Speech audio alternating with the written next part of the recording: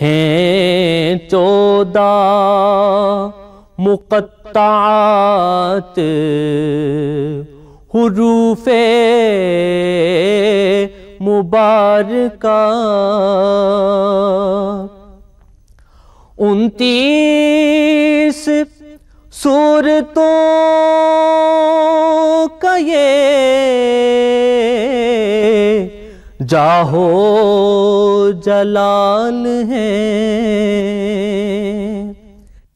بسم اللہ الرحمن الرحیم۔ السلام علیکم۔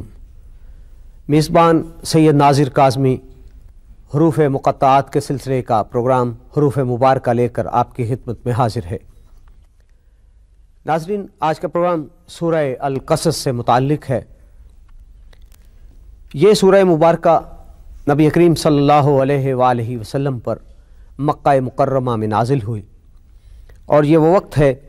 جب نبی کریم صلی اللہ علیہ وآلہ وسلم کو اہل مکہ نے بہت تنگ کیا ہوا تھا، اور اس کے ساتھ ساتھ اہل ایمان کو بھی بہت زیادہ اذیتیں اہل مکہ دے رہے تھے۔ نبی کریم صلی اللہ علیہ وآلہ وسلم کو ایسے موقع پر تسلی اور تشفی دینے کے لیے یہ آیات مبارکہ نازل کی، اور آپ صلی اللہ علیہ وآلہ وسلم کو یہ بتایا گیا کہ یہ صعوبتیں، یہ تکلیفیں آپ سے پہلے انبیاء علیہم السلام پر بھی آئیں، اور انہوں نے صبر سے کام لیا۔ اے پیارے حبیب، یہ آپ پر بھی یہ وقت آیا ہے، تو یہ وقت کبھی سدا نہ رہے گا، بلکہ تا قیام قیامت آپ ہی کا ڈنکا بجے گا۔ نتیجتاً اس سورہ مبارکہ کے الفاظ میں چونکہ مختلف قصے بیان ہوئے ہیں، مختلف واقعات کو بیان کیا گیا ہے، اور قصص کا مطلب ہے قصہ، اور حضرت موسیٰ علیہ السلام اور فرعون کے حالات اس میں تفصیلی بیان کیے گئے ہیں، اور اسی حوالے سے اس سورہ مبارکہ کا نام سورہ القصص رکھا گیا ہے۔ آج ہمارے ساتھ اسٹوڈیوز میں موجود ہیں جناب ڈاکٹر ظہور احمد اظہر صاحب۔ ان سے ہم سورہ القصص کے مضامین کے حوالے سے گفتگو سنیں گے۔ اس سورت کا آغاز اس عنوان سے ہوتا ہے کہ یہ سورت جو ہے یہ موسیٰ علیہ السلام اور فرعون کا جو قصہ ہے اسے عبرت کے طور پر انسانیت کے لیے اللہ تعالیٰ پیش فرماتے ہیں، اس لیے کہ قرآن کریم میں جو انبیاء کرام کے قصص ہیں ان میں ان کی کہانی بیان کرنا مقصود نہیں ہے، بے شک بلکہ یہ سمجھانا مقصود ہے کہ ان سے سبق کیا حاصل ہوتا ہے، ان سے عبرت کیا حاصل ہوتی ہے۔ تو اس صورت میں یہ تو درست ہے کہ سیدنا موسیٰ علیہ السلام کا جو قصہ ہے اسے ذرا تفصیل سے اور تسلسل سے اور درجات کے ساتھ بیان کیا گیا ہے، یعنی اس میں سیدنا موسیٰ علیہ السلام کی پیدائش کیسے ہوئی،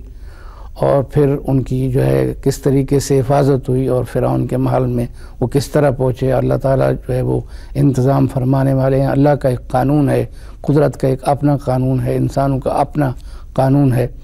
تو ان کی پرورش کس طریقے سے ہوئی، بچپن کس طریقے سے گزرا، وہ جوان ہوئے تو کیسے، اور پھر اس کے بعد جو ہے وہ وہاں سے جب جاتے ہیں آگے دوسری ساری یعنی ان کی جو کہانی ہے اس کو تفصیل سے بیان کیا گیا، اس کی طرف ہم اشارے کریں گے۔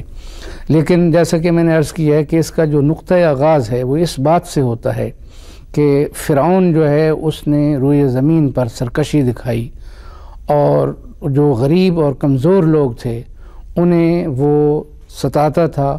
اور ان کی کمزوری سے فائدہ اٹھاتا، اور طریقہ اس نے یہ اختیار کیا تھا کہ ان فرعون لعلا فی الارض وجعل اہلہا شیعا، کہ اس نے زمین میں سرکشی دکھائی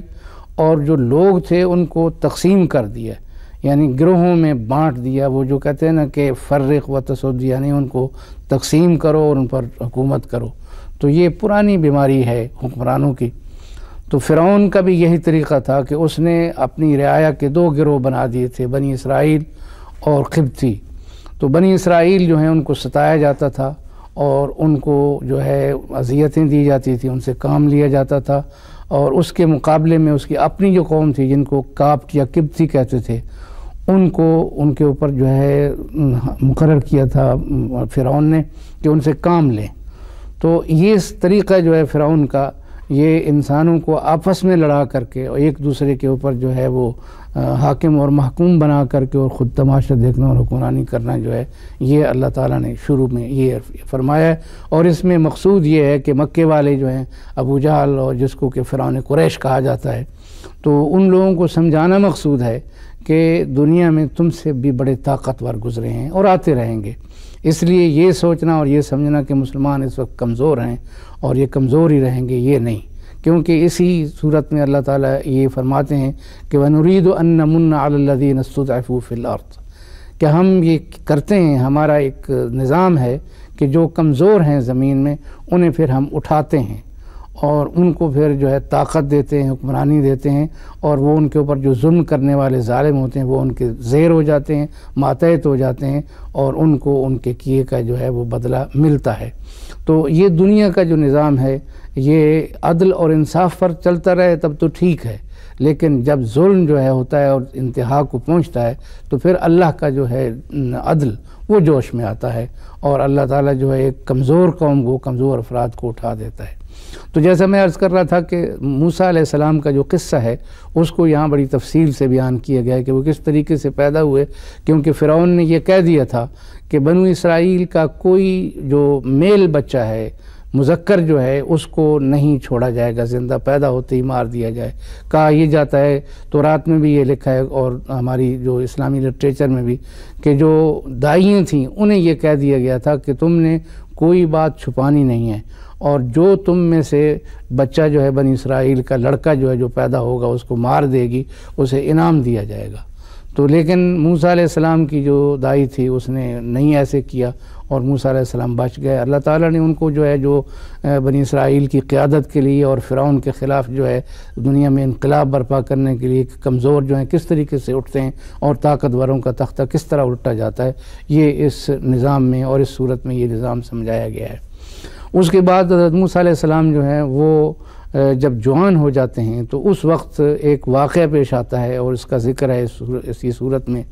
کہ دو آدمی جو ہیں، ایک بنو اسرائیل کا اور ایک قبطی جو ہے وہ آپس میں لڑ جھگڑ رہے ہیں۔ تو موسیٰ علیہ السلام کو اللہ تعالیٰ نے اتنا طاقتور جوان بنایا تھا، اتنی طاقت دی تھی کہ انہوں نے اپنی قوم کا جو بنی اسرائیل کا آدمی ہے اس کے دفاع میں جو قبطی تھا جو اس کے اوپر ظلم کر رہا تھا اس کو تھپڑ مارا، اور ایک ہی تھپڑ سے جو ہے اس آدمی نے پانی بھی نہیں مانگا۔ تو یہ موسیٰ علیہ السلام نے ارادتاً ایسے نہیں کیا، لیکن چونکہ وہ ظلم کر رہا تھا اسے ظلم سے جو ہے باز رکھنے کے لیے آپ نے کیا۔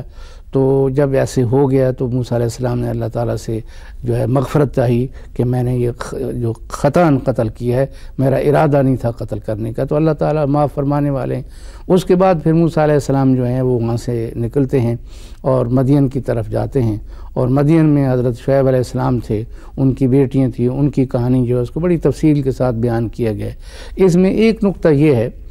کہ یہ جو حضرت شعیب علیہ السلام کی بیٹیاں تھیں یہ بڑی پاکیزہ خواتین تھیں، اور حضرت موسیٰ علیہ السلام جب وہاں تشریف لائے تو دیکھا کہ بچیاں جو ہیں وہ اپنے مویشی کو لے کر کے ایک طرف کھڑی ہیں، اور پانی کے چشمے پر لوگ جو ہیں وہ اپنے مال مویشی جو ان کو پانی پلوا رہے ہیں۔ تو انہوں نے پوچھا کہ بی بی آپ کیوں کھڑی ہیں؟ تو انہوں نے کہا جی ہم تو خواتین ہیں، کمزور ہیں، یہ طاقتور لوگ جو ہیں یہ آپ جب پانی پلا چکیں گے تو اس کے بعد پھر ہمارا نمبر آئے گا۔ تو موسیٰ علیہ السلام جو انہوں نے کہا آؤ لاؤ، تو طاقتور جب آدمی ہوتا ہے تو پھر بات ہی اور بن جاتی ہے۔ تو موسیٰ علیہ السلام کو دیکھ کر کے سب لوگ جو ہے مرعوب ہو گئے، اور اس طریقے سے جو ان کے جو ہے جانور مویشی ان کو پانی پلوایا گیا۔ تو ایک بچی جو اس نے جا کر کے بچیوں نے بتایا جی اس طریقے سے کوئی نوجوان آیا ہے ہمارے علاقے میں اور اس نے اس طریقے سے ہماری مدد کی ہے، اور وہ بڑا مضبوط انسان ہے، اور اس میں الفاظ ہیں کہ قوی امین، یعنی وہ طاقتور بھی ہے اور امانت دار بھی ہے۔ تو یہ جو اہلیت ہوتی ہے انسان میں، یعنی جسمانی صلاحیت اور اہلیت کے ساتھ ساتھ انسان کی جو ہے مینٹل فیکلٹیز جو ہیں وہ بھی ایسی ہوں کہ وہ دیانت دار ہو اور کام کو سنبھال سکتا ہو۔ تو یہ موسیٰ علیہ السلام کے اندر اللہ تعالیٰ نے صلاحیتیں رکھی تھی۔ تو حضرت شعیب نے کہا کہ اچھا ان کو بلوایا جائے۔ چنانچہ حضرت موسیٰ اور حضرت شعیب علیہ السلام کے درمیان معاہدہ ہوتا ہے کہ بھائی اگر آپ 10 سال تک جو ہے میری مویشی کا آپ حفاظت کریں، بکریاں چرائیں، تو میں اپنی بیٹی جو ایک بیٹی کا نکاح کر دیتا ہوں، اور یہ گویا کہ حقدار ہوگا ایک لحاظ سے۔ 7 سال ہیں، اگر آپ 10 پورے کر دیں تو یہ بہت ہی اچھا ہے۔ اچھا، یہ واقعات ہیں اس صورت کے، لیکن اس میں ایک اہم بات جو ہے اور بڑی اہم یاد رکھنے والی ہے اس کے مضامین میں، وہ یہ ہے کہ ایک طرف تو اقتدار ہے اور دوسری طرف سرمایہ جو ہے، دولت جو ہے، یہ بھی انسان کو خراب کرتی ہے. اور دولت مند جو ہوتے ہیں اگر وہ دولت کے پجاری بن جائیں اور وہ یہ سمجھنے لگیں کہ وہ دولت کو خود پیدا کرنے والے ہیں، یہ اللہ تعالیٰ کی بخش یا عطا نہیں ہے، تو اس میں پھر خرابیاں پیدا ہوتی ہیں. تو ایک جو ان کا خود بنی اسرائیل میں سے تھا قارون، وہ اتنا دولت مند ہو گیا اس کی دولت جو ہے سمیٹی نہیں جاتی تھی، یہاں تک کہ اس